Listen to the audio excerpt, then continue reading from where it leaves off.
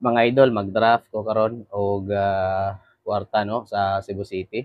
Gamay ra jud kaayo ni mga idol, 1.5 ra gid ni. So basin ganahan mo ani idol, ah atang-atangi lang no ang ako ang mga post karon. Ako na siyang i-drop kung asa ang location. So unta kamoy makakuha ani. Binsay makakuha ani, congratulations. Kanya ang atong buhaton ani idol, bantayan na gid ninyo ang ako ang pag-upload karong adlaw para kamoy makakuha ani. Sa makauna lang idol, 1.5 ni idol dako na kay ni og tabang sa inyo ha.